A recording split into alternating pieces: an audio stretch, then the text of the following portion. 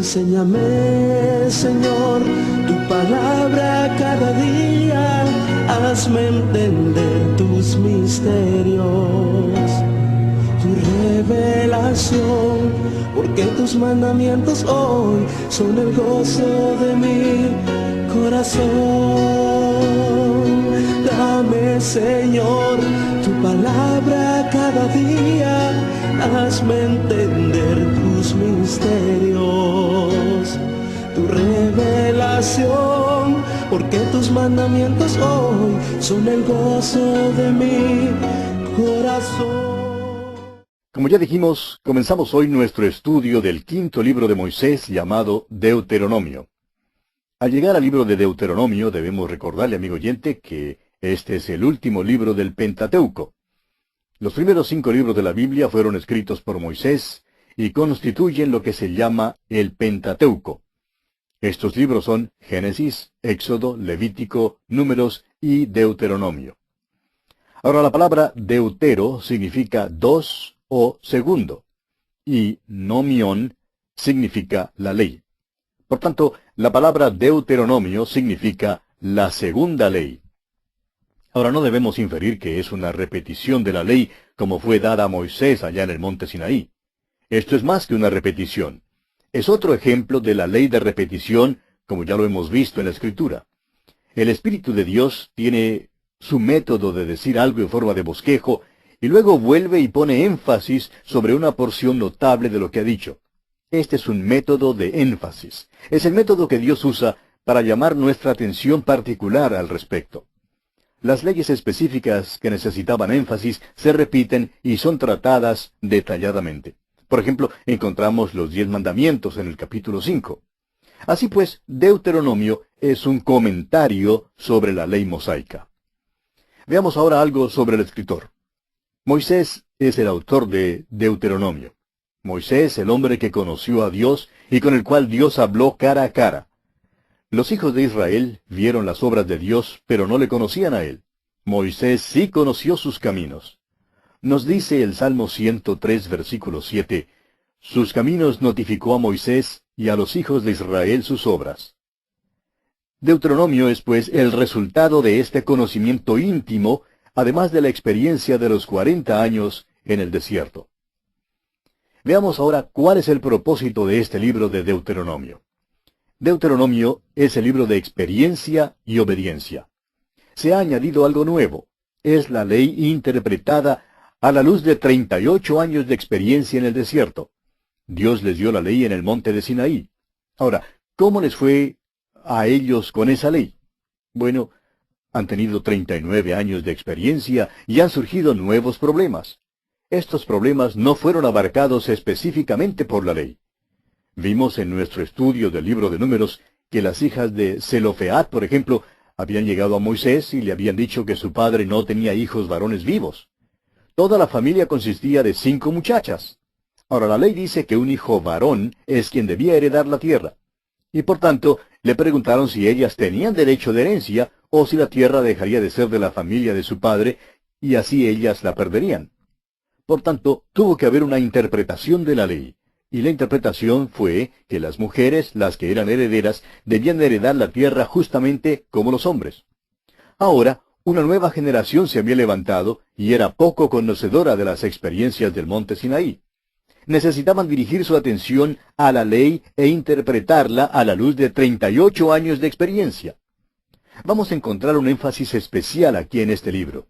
Dios manda a su pueblo que debe enseñar constantemente la ley a sus hijos. Nos preguntamos, amigo oyente, si hoy en día no es ese el gran descuido en el hogar. Hablamos del fracaso de las escuelas y del fracaso de la iglesia, y estamos de acuerdo que ambas fallan miserablemente en educar a nuestros niños y niñas. Por alguna razón hoy en día tenemos la idea de que si tan solo pudiéramos cambiar nuestros métodos y probar alguna técnica nueva, quizá tendríamos éxito. Pero, amigo oyente, como todos bien sabemos, no tenemos éxito. Los hombres han probado todo, pero nada es eficaz. ¿Cuál es entonces el problema? El problema, amigo oyente, se encuentra en el hogar. Estas cosas debían haberse enseñado en el hogar. Ahora, Una nueva generación se ha levantado en Israel y Moisés les enseñará la ley. Esto no es simplemente una repetición fastidiosa de la ley. Esta es la ley a la luz de 38 años de experiencia. Y encontramos 4 títulos hebreos del Deuteronomio. En primer lugar, Devarim, que significa las palabras, o estas son las palabras. En el capítulo 1, versículo 1 de este libro leemos, estas son las palabras que habló Moisés a todo Israel a este lado del Jordán. Estas palabras que habló Moisés se pueden dividir en un bosquejo. Los primeros 4 capítulos miran retrospectivamente hacia los viajes de los hijos de Israel. Moisés repasa su historia para esta nueva generación. Luego repite la ley en los capítulos 5 al 26. Después, habiendo mirado atrás al pasado, mira adelante al futuro y da una de las más grandes porciones proféticas en toda la Escritura, que son los capítulos 27 al 30. Y por último, hay un requiem a Moisés en los capítulos 31 al 34. Así pues, todo esto provee uno de los nombres del libro de Deuteronomio, Devarim o las palabras.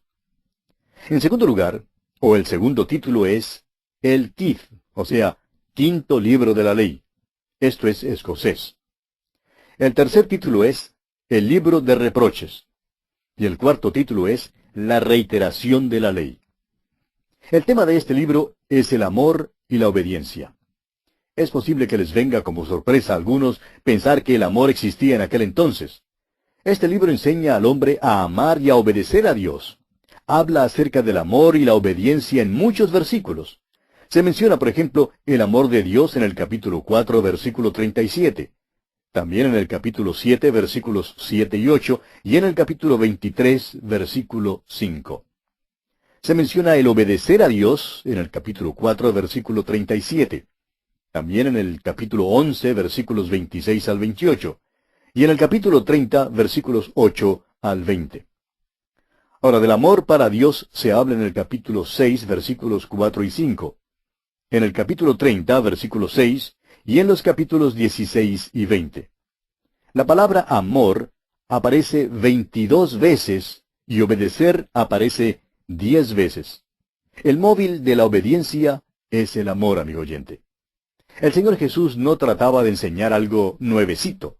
Estaba enseñando una verdad eterna cuando dijo allá en el capítulo 14 del Evangelio según San Juan, versículo 15, si me amáis, guardad mis mandamientos.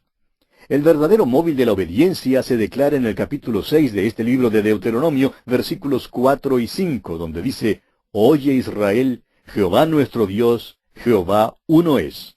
Llamarás a Jehová tu Dios de todo tu corazón y de toda tu alma y con todas tus fuerzas.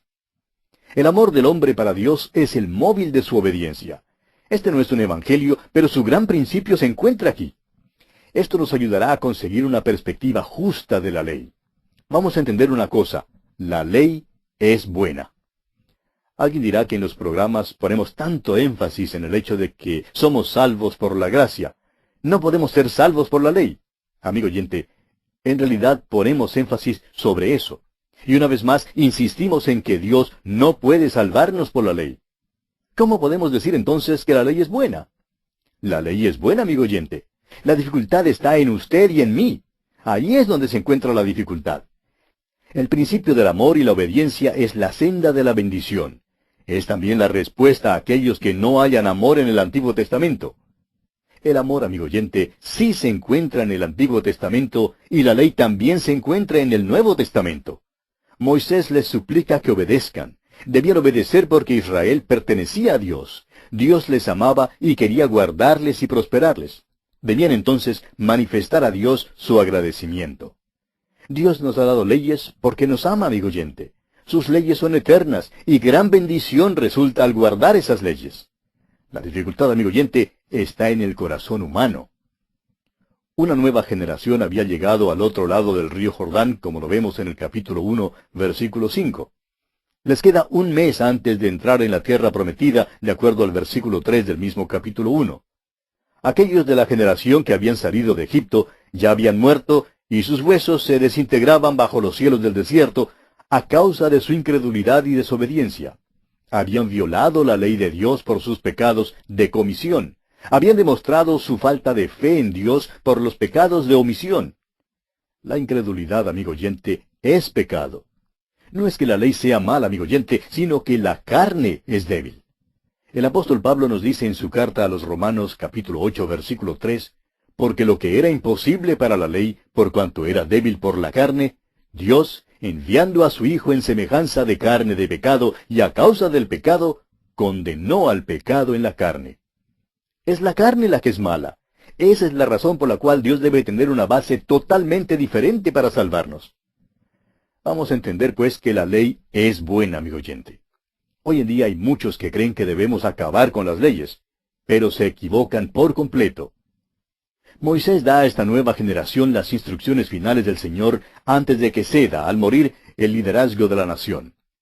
Pasa revista a las experiencias del desierto y pone énfasis de nuevo en ciertos aspectos de la ley. Les da a conocer su próxima morada a la luz del pacto palestino, el cual Dios había hecho con relación a esa tierra. Veremos que la ley mosaica no fue dada tan solo a un pueblo, sino que también fue dada a una tierra. Luego les enseña un nuevo cántico, bendice a las 12 tribus y se prepara para morir.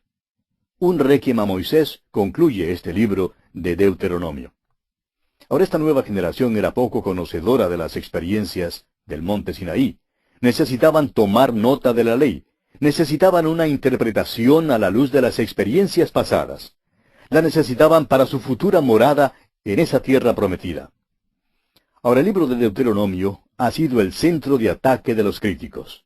Nos preguntamos si usted, amigo oyente, ha notado eso. La paternidad literaria del libro fue primero puesta en tela de juicio. La crítica original era que Moisés no pudo haberlo escrito porque no estaba en existencia el arte de escribir en los tiempos de Moisés. Esta crítica ha sido refutada posteriormente en forma absoluta. Luego los críticos declararon que el fin del libro era glorificar el sacerdocio en Jerusalén, pero no se mencionan en el Deuteronomio ni el sacerdocio ni Jerusalén. Mucha de esta crítica provino de la hipótesis de Graf Wellhausen, la cual provino hace años de las universidades alemanas. Todavía se enseña en muchos de los seminarios en los Estados Unidos. No sabemos por qué la enseñan, pero aún la enseñan. El motivo probable del ataque satánico contra el libro de Deuteronomio es que el Señor Jesucristo citó exclusivamente de este libro cuando Satanás le tentó. No es de extrañar entonces que Satanás odie este libro. Usted recordará que en la primera tentación, que se registra ya en San Mateo capítulo 4, versículo 4, y en San Lucas 4:4, Jesús citó de Deuteronomio capítulo 8, versículo 3. En la segunda tentación, registrada en Mateo 4:7, y en San Lucas 4:12, Jesús citó de Deuteronomio 6:16. En la tercera tentación, que se registra en Mateo 4:10 y en Lucas 4:8, Jesús citó de Deuteronomio capítulo 6, versículo 13 y capítulo 10, versículo 20. El Deuteronomio, amigo oyente, exalta la palabra de Dios. Dice el versículo 7 del capítulo 6, y estas palabras que yo te mando hoy estarán sobre tu corazón. Amigo oyente, no es la Biblia que usted lleva bajo el brazo lo importante. Más bien, es la Biblia que usted abre delante de sus ojos y que estudia y lee lo que es importante. Los profetas del Antiguo Testamento citaban con mucha frecuencia del Deuteronomio. En el Nuevo Testamento hay más de 80 referencias a este libro. Bien, veamos ahora algunos rasgos que llaman la atención. Hay rasgos que sí llaman la atención en este libro de Deuteronomio. Entraremos en más detalle al encontrarlos en nuestro estudio, pero son los siguientes. En primer lugar, la mayor declaración doctrinal en todo el Antiguo Testamento se encuentra en el capítulo 6, versículo 4. En segundo lugar, la primera mención de la gran tribulación la encontramos en el capítulo 4, versículos 29 al 31. En tercer lugar, la promesa de un profeta verdadero. Esta la hallamos en el capítulo 18 de Deuteronomio, versículos 15 al 19. En cuarto lugar, la prueba para determinar a los profetas verdaderos y falsos la encontramos en el capítulo 18, versículos 20 al 22. En quinto lugar, tenemos la historia de Israel en la tierra, escrita antes de que entren en la tierra, en los capítulos 28 al 30. En sexto lugar, tenemos el pacto palestino, que abarca los capítulos 29 hasta el versículo 10 del capítulo 30. En séptimo lugar, el Cántico de Moisés, cántico profético, en el capítulo 32 de Deuteronomio. Y en octavo y último lugar, tenemos la muerte solitaria y extraña de Moisés, que encontramos en el capítulo 34 y los versículos 5 al 8. Estos, pues, son los rasgos que llaman la atención en este libro de Deuteronomio. Y ahora ya estamos listos para entrar en el capítulo 1.